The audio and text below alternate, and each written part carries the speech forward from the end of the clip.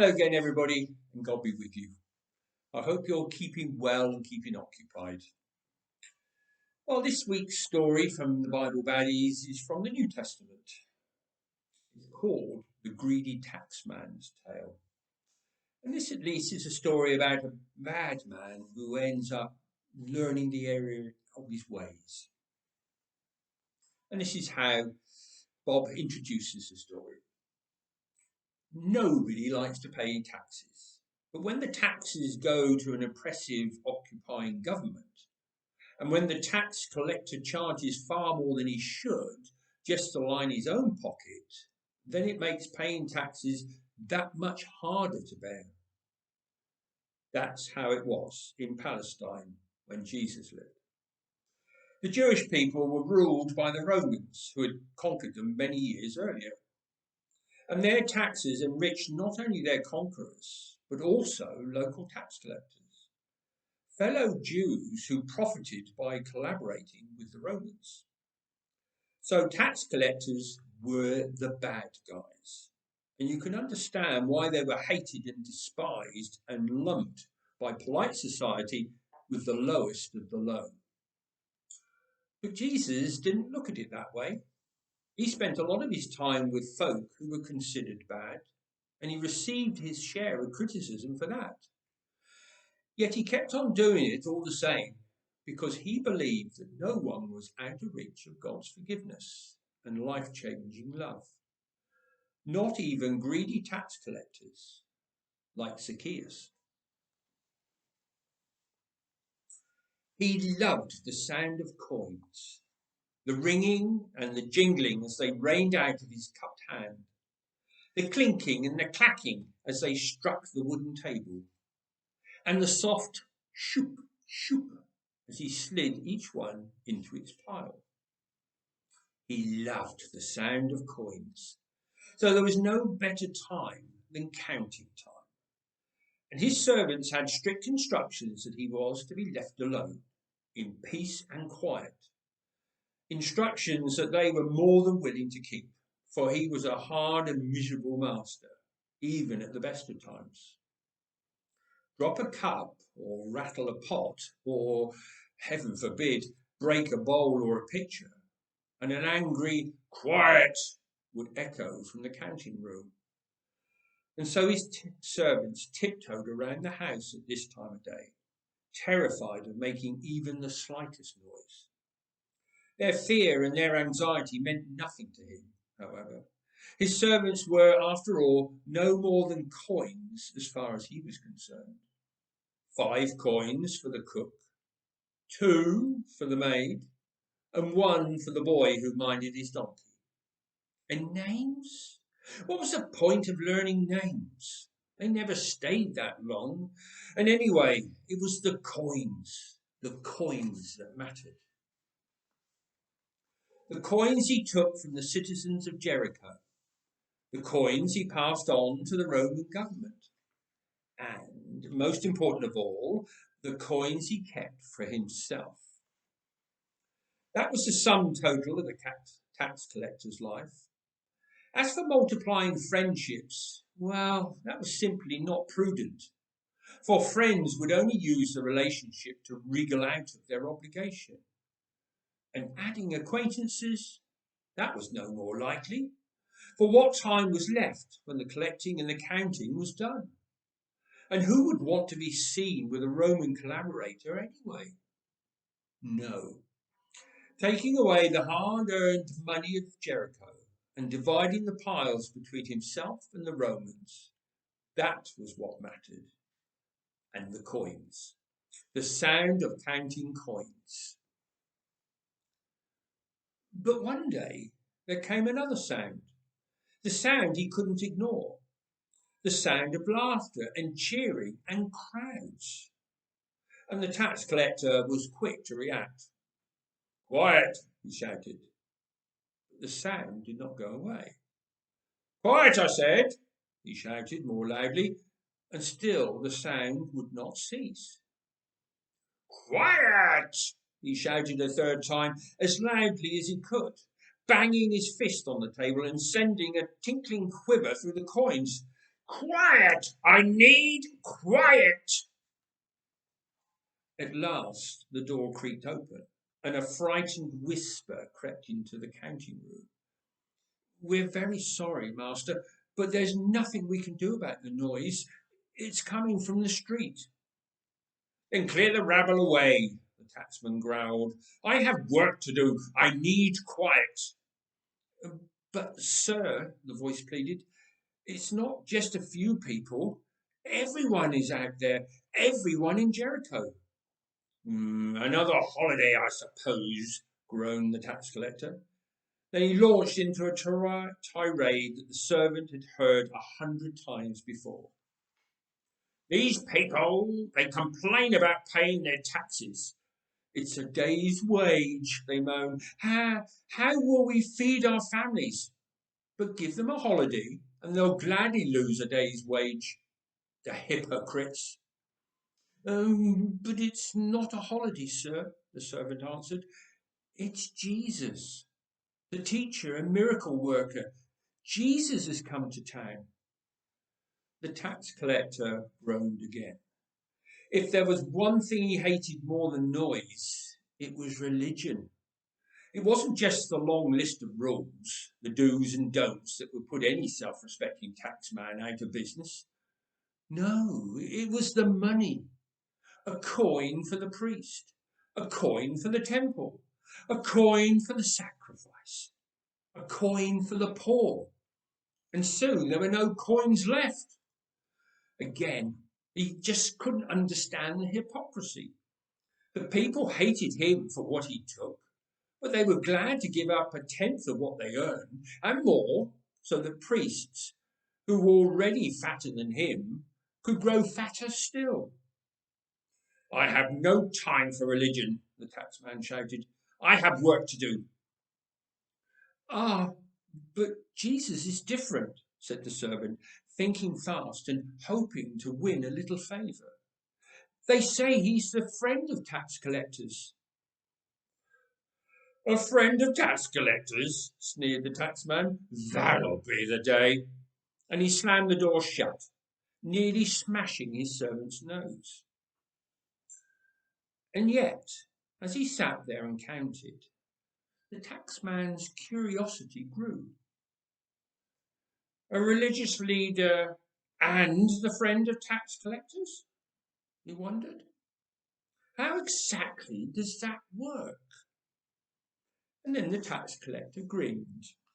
For the first time in a long time, a mischievous smile found its way onto his face. Blessed are the shaker-downers, he chuckled, and the rougher-uppers, and the overchargers, and the bottom-liners. Blessed are the tax collectors, he cheered, and at that moment he made up his mind. He would leave his counting for the moment. He would venture out into the street. He would go and see Jesus. Now, don't be mistaken. This was not a rash decision. As with everything else in his life, he counted the costs carefully. If he was spotted, he would certainly be cursed or spat upon, or possibly even attacked by some angry taxpayer he'd overcharged, or by some political fanatic who resented his connections with the Roman overlords. But a quick peep out of the window assured him that everyone's attention was turned to the street. So who would notice if someone, particularly someone smaller stature like himself, were to sneak quietly behind the crowd and have a look? And that's just what the tax collector did. He locked up his coins and he crept out of the door, and he picked his way carefully along the back of the crowd. But it wasn't long before he realized that there was one part of the equation that he'd not taken into account. Smallness was good for sneaking. Smallness was good for creeping. Smallness was especially good for not being seen. But as far as seeing was concerned, smallness was no good at all. Yes, he could have wriggled and squirmed his way through the crowd, but that would have been unwise. For there, in a gap, was the backside of Benjamin the butcher, who had threatened him with a very sharp knife last time the taxes were due. And in the next gap, there were the unmistakable flat feet of Shepherd Baruch, feet that had found their way to the tax collector's bottom a time or two. And over there, well, what did it matter? The crowd was packed with people he had deceived or cheated or overcharged. And then he saw it, standing tall at the end of the street, a single sycamore tree, with branches broad enough and full enough to conceal a small and nervous tax collector, and just high enough to give him a perfect view. So he crept over and up he climbed. And because the crowd was so keen to see Jesus, no one noticed him. No one at all. The tax collector, however, could see everything. There was Jesus, or at least that's who he assumed it was, greeting the cheering crowd.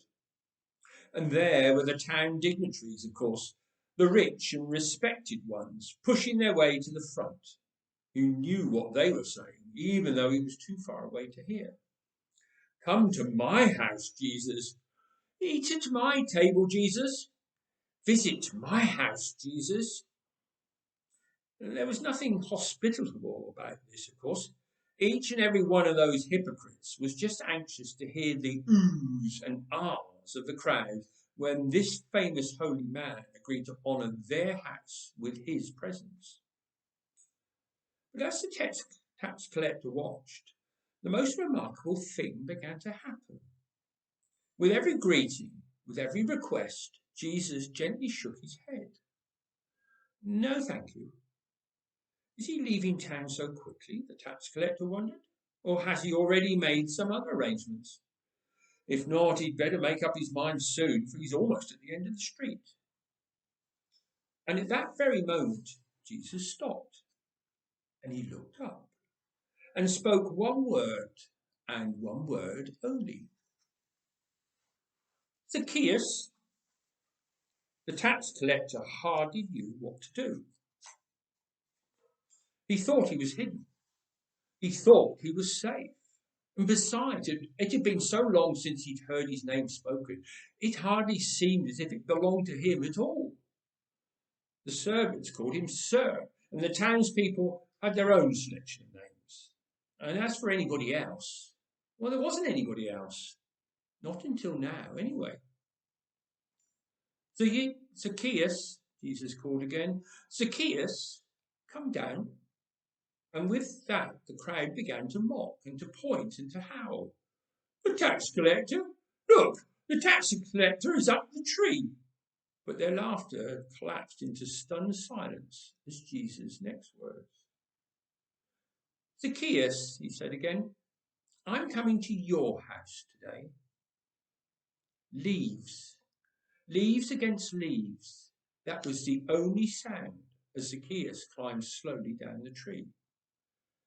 With each branch, a new thought went racing through his head. Why is Jesus doing this? Is this some kind of trick? What will the people do? And is there anything in the pantry?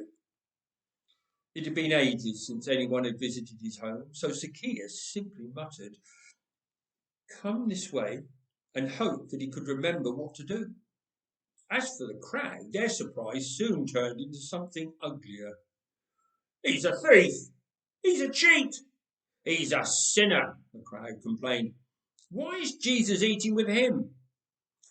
Part of it was jealousy, and part of it was confusion. Holy men ate with good people. That's what they were used to. But this was different. And in that difference lay the explanation for what happened next. Maybe it had to do with what Jesus said, or maybe with what he did. Or maybe it was no more than Jesus' willingness to call Zacchaeus by name and offer to be his friend.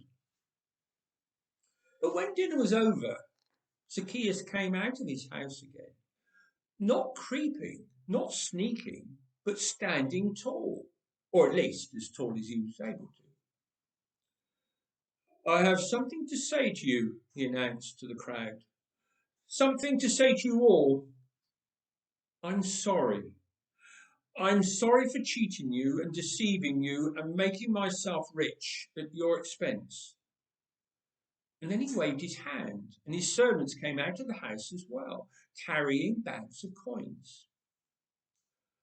My life was all about taking away, but from now on, that will be different. Half of all I own I will give to the poor. And whatever I have stolen from anyone, I will multiply by 4 and return to them, here and now. Someone gasped. Someone shouted. And soon the whole crowd cheered. Salvation has come to this house, cheered Jesus along with them. But as Zacchaeus tore open the money bags and his fortune spilled out through his fingers, all he could hear were the coins, the sound of the coins, ringing and jingling, and somehow more beautiful than ever, now that he was giving them away. So, a baddie who repented. And that's, I guess, the best type of story for bad people. There you are. I hope you stay safe this week. There'll be another story next week. God bless.